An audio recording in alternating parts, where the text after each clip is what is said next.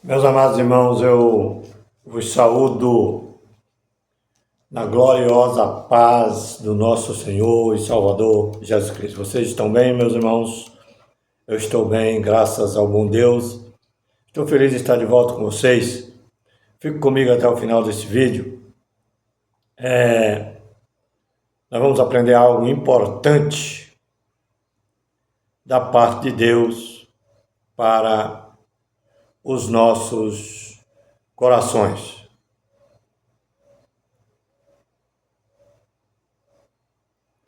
Nós vamos ler no capítulo 12 do Evangelho de 1 Coríntios,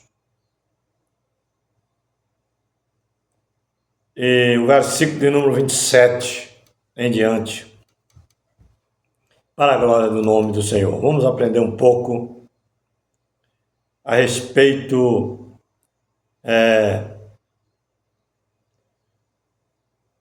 todos os cristãos constituem o corpo de Cristo.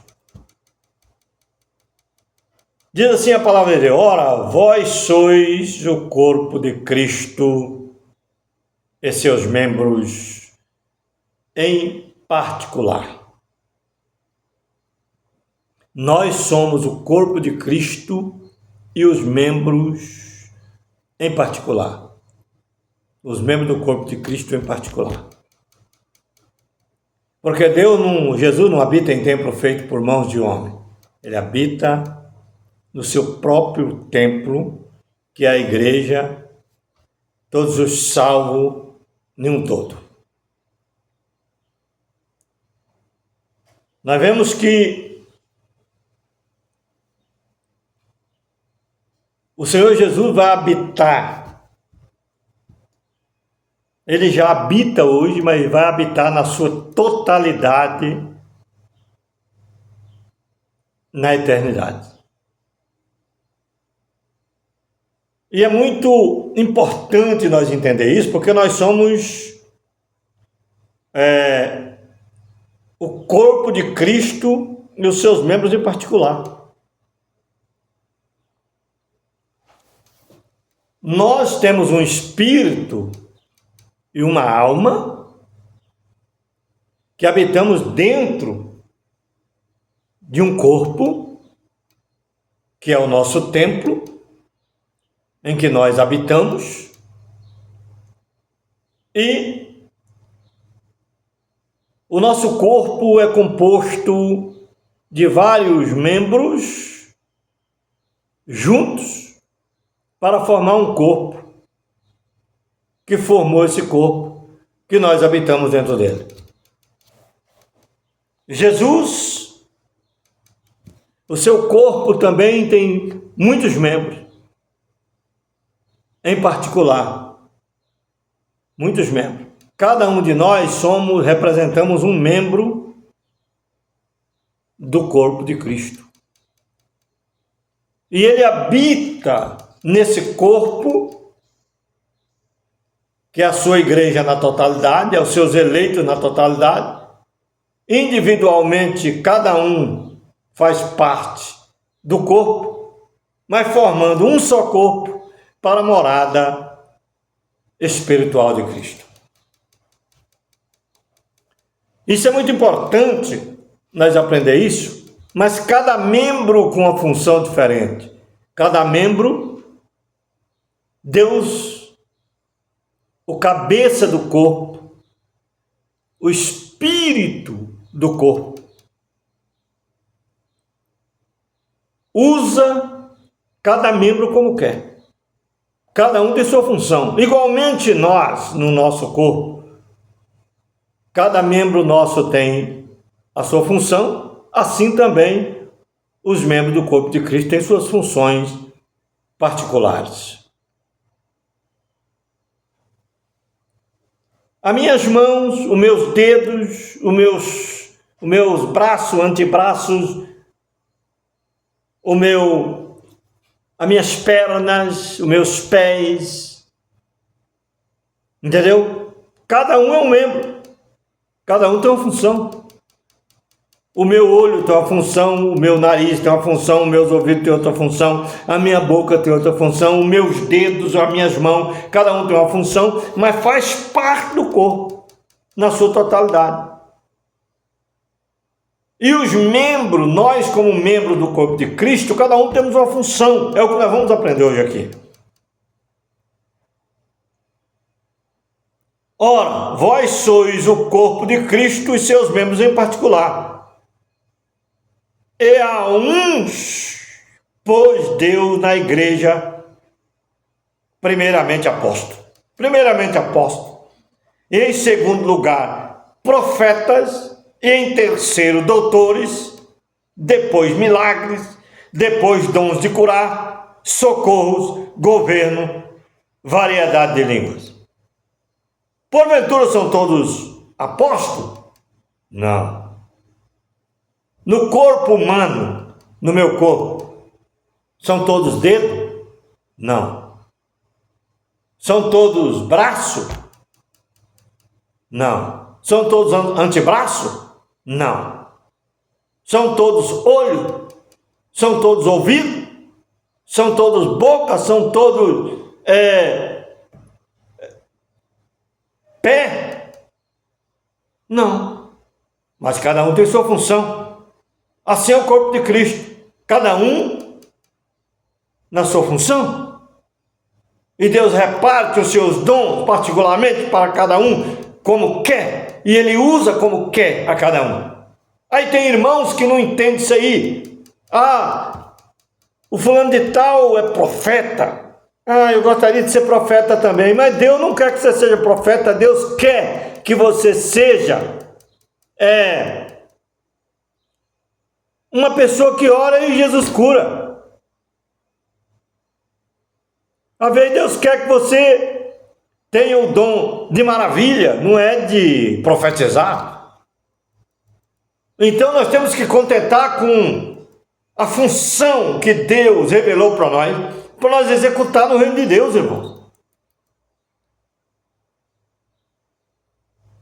Entendeu? Mas nós precisamos de todos os membros. O pé não pode dizer para a mão que não precisa da mão. A mão não pode dizer para o olho que não precisa do olho. Porque se der um problema aqui, a primeira coisa que nós fazemos é olhar para ver se a nossa mão está legal. Se tem um machucado no dedo, qualquer coisa, o dedo não pode dizer que não precisa do olho, porque o olho é que nós vamos enxergar onde machucou para aplicarmos os primeiros socorros. E assim sucessivamente. E Deus repartiu os dons para cada um. Né? Como ele disse aqui, primeiramente apóstolo, segundo lugar profeta, terceiro doutores, depois milagres, depois dons de curar, socorro, governo, variedade de língua. Porventura são todos apóstolos? Não são todos apóstolos. São todos profetas? São todos doutores? São todos operadores de milagre? Tem todos os dons de curar? Nem todos têm o dom de curar. Falam todos diversas línguas? Interpretam todos? Não. Nem todos têm o dom de interpretar, nem todos têm o dom de língua, nem todos têm o dom de profetizar. Deus reparte os dons a cada um como quer. Isso é muito importante nós entender isso, irmão. Porque tem irmãos que ele quer a função do outro. Meu Deus do céu! Ele quer a função do outro. O camarada foi colocado para profetizar. Ele é escolhido por Deus para profetizar na igreja, para ensinar, profetizar a palavra de Deus para a igreja. Tem o dom de ensinar na profecia, né? Usado na profecia pelo Espírito Santo para entregar a mensagem para as pessoas. Mas aí o outro que só tem a parte de curar, não, eu quero profetizar também. E às vezes até diz, eu profetizo melhor do que esse aí. Mas Deus deu o dom para ele de profetizar, e você deu o dom de curar. O outro deu o dom de maravilha. Vamos nos unir, porque nós fazemos parte do corpo de Cristo.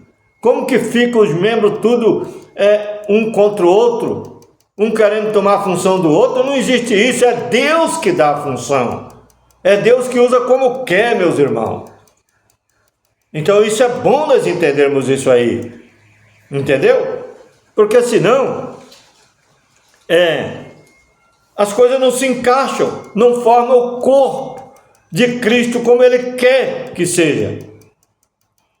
Se o meu irmão é profeta, eu respeito ele como profeta. Se ele tem o dom de curar, glória a Deus, né? O outro tem o dom de curar, o outro tem o dom de maravilha. Faz parte do corpo de Cristo. Deus usa cada um como quer. Portanto, procurai com zelo os melhores dons, e eu vos mostrarei um caminho ainda mais excelente. Quer dizer, procurar com zelo os melhores dons. Dom de profecia, dom de curar, dom de maravilha, dom de discernir dos espíritos. É bom.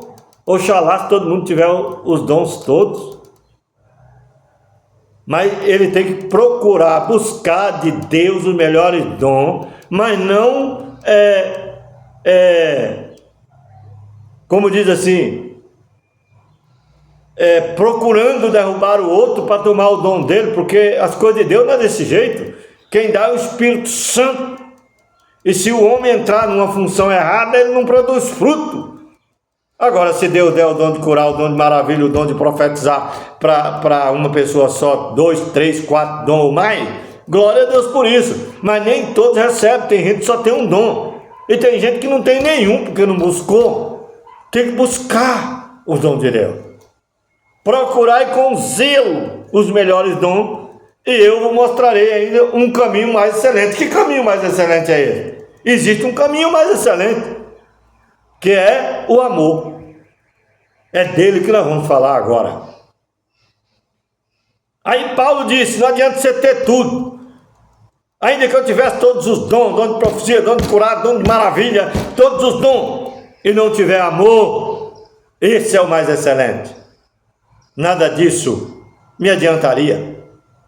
Ainda que eu falasse a língua dos homens e dos anjos, eu tivesse caridade, ou não tivesse caridade, falar a língua dos homens e dos anjos, ter toda sabedoria e não tiver caridade, seria como o metal que sou, como o sino que tinha. E ainda que eu tivesse o dom de profecia, profetizar, bonito a palavra de Deus, e conhecesse todos os mistérios e toda a ciência, e ainda que tivesse toda a fé, de maneira tal que transportasse os montes, e não tivesse caridade, amor, nada seria. Então você pode ter todos os dons, se você não tiver amor, é perigoso, porque você tem que fazer com amor. Você tem que exercer o seu dom com amor. Se você é profeta, exerça o dom da profecia com amor. Se você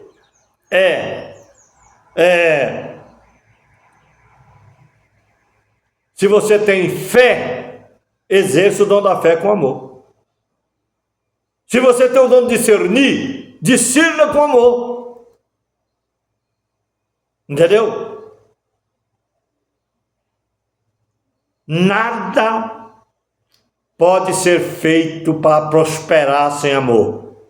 Todas as coisas, por isso que a Bíblia diz, todas as vossas coisas sejam feitas com amor. Deus estava falando daquilo que você vai fazer na obra, por reino, né? Fazer uma bondade para alguém é porque você tem o dom de repartir, de ajudar, de contribuir. Então,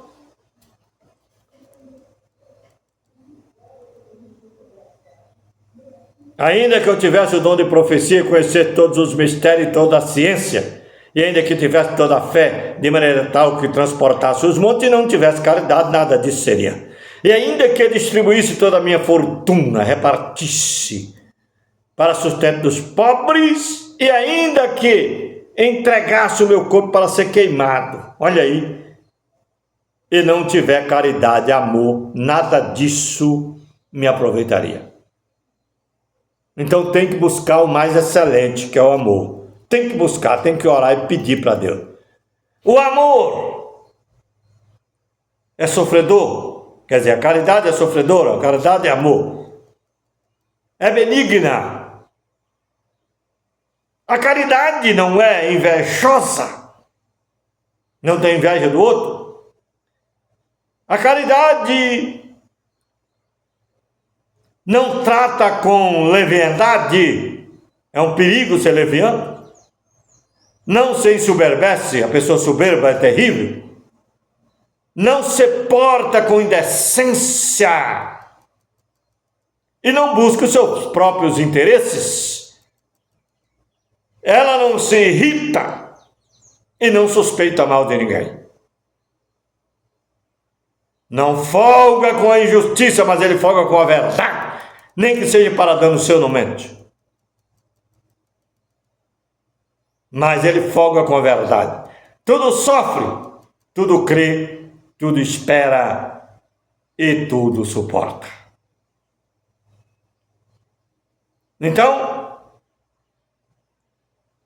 vamos para a última palavra para ficar gravado no nosso coração. A caridade nunca falha. Fique com esta palavra em nome de Jesus. Que Deus abençoe seu coração. Se inscreva no canal Voz da Bíblia, dá o seu like, faça seu comentário e compartilhe esse vídeo com outras pessoas. Em nome do Senhor. Fique com Deus, irmãos.